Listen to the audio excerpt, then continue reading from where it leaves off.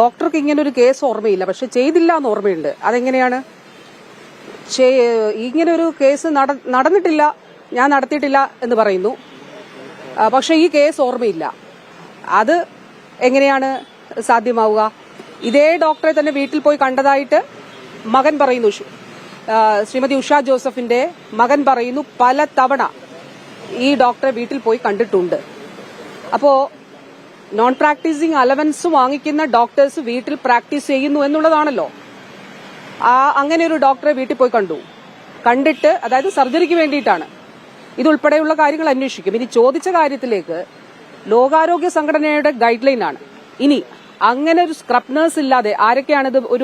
ഈ ലോകാരോഗ്യ സംഘടനയുടെ ഗൈഡ് ലൈൻ ആണ് ഈ എല്ലാവരും ഫോളോ ചെയ്യുന്നത്. അപ്പൊ അതിന്റെ അടിസ്ഥാനത്തിൽ ഒരു സർജറി തുടങ്ങുന്നതിന് മുമ്പ് അതിനൊരു പ്രൊസീജിയറുണ്ട്. ആ പ്രൊസീജിയർ സ്ക്രബ് നഴ്സ് ഉത്തരവാദിത്തപ്പെട്ട ആളാണ്, ഡോക്ടർ ഉത്തരവാദിത്തപ്പെട്ട ആളാണ്. അപ്പൊ സ്ക്രബ് നഴ്സ് ഇല്ലാതെ ഒരു സർജറി നടക്കില്ല, ഒരിടത്ത് നടക്കില്ല.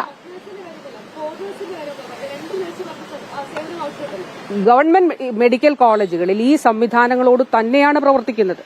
സ്ക്രബ് നഴ്സിന്റെ ഉത്തരവാദിത്തമാണ് എന്തൊക്കെ എക്യുപ്മെന്റ്സ് ഇതിനകത്തുണ്ട് എന്നുള്ളത്, ആ കാര്യങ്ങൾ പരിശോധിക്കുക. ഡോക്ടറും ഇത് നോക്കണം. ഇത് ഡോക്ടറിന്റെ മെൻഷർ ചെയ്യേണ്ട ആവശ്യമാണ്. സ്ക്രബ് നഴ്സ് ഇത് ചെയ്യുന്ന കാര്യങ്ങൾ, അതിന്റെ ഉത്തരവാദിത്വം ഡോക്ടറിന്റെ കൂടിയാണ്. സർജറിക്ക് ശേഷവും ഡോക്ടറുടെ ഉത്തരവാദിത്വമുണ്ട്, അതിനുശേഷം ആ നഴ്സിന്റെ ഉത്തരവാദിത്വമുണ്ട്.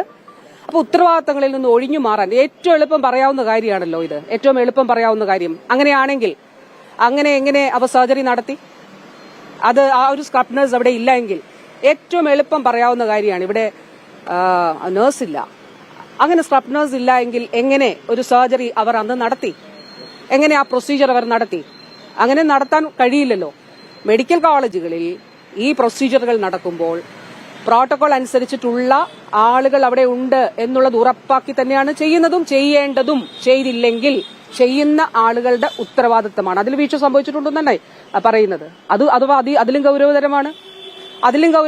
അത് പറഞ്ഞത്. കാരണം പ്രോട്ടോകോൾ പ്രകാരം, ഗൈഡ് ലൈൻ പ്രകാരം, WHO പ്രോട്ടോകോൾ പ്രകാരം ആ സ്ക്രബ് നഴ്സ് ഉൾപ്പെടെയുള്ളവർ അവിടെ ഉണ്ടായേ മതിയാവുകയുള്ളൂ. അപ്പോ അങ്ങനെ ഇല്ലാതെ ഒരു ഡോക്ടർ സർജറി നടത്തുമോ? അങ്ങനെയാണെങ്കിൽ എങ്ങനെയാ അത് നടത്തിയത്?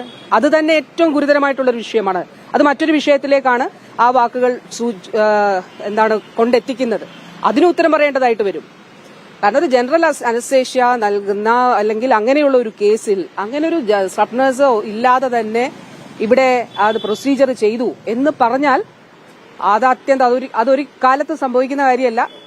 അത് അങ്ങനെ ഏതെങ്കിലും OT-യിൽ ഉണ്ടായിട്ടുണ്ടെങ്കിൽ ചെയ്ത ആ ആളുകളുടെ ഉത്തരവാദിത്തമായിട്ട് വരും. അത് അതിലും ഗുരുതരമായിട്ടുള്ള കാര്യമാണ്. അപ്പോ അതൊക്കെ ഡോക്ടേഴ്സിന് അറിയാം. ഇത് ആ നിലയിലൊന്നും അല്ല. മെഡിക്കൽ കോളേജിൽ ഉൾപ്പെടെ എല്ലാ സംവിധാനങ്ങളും ഉണ്ട്. അങ്ങനെയാണ് ഇത് നടക്കുന്നത്. പിന്നെ എളുപ്പം പറയാനുള്ള കാര്യമല്ലേ, വീട്ടിൽ പോയി കണ്ടു, പല പ്രാവശ്യം കണ്ടു, പക്ഷെ ആളെ ഓർമ്മയില്ല, കേസ് ചെയ്തിട്ടില്ല എന്നുള്ളത് ഓർമ്മയുണ്ട്. ഇതൊന്നും നമുക്ക് വിശ്വസിക്കാൻ കഴിയുന്ന ഒരു കാര്യമല്ല.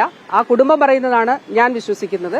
അപ്പൊ അതിന്റെ അടിസ്ഥാനത്തിൽ ഈ ഒരു ഘട്ടത്തിൽ കർശനമായിട്ടുള്ള നടപടികൾ ഉറപ്പാക്കാൻ നിയമ നടപടികൾ തന്നെ സ്വീകരിക്കും. അതുകൊണ്ടാണ് ആരോഗ്യവകുപ്പ് സ്വീകരിക്കേണ്ട നടപടികൾ ആരോഗ്യവകുപ്പ് സ്വീകരിക്കും.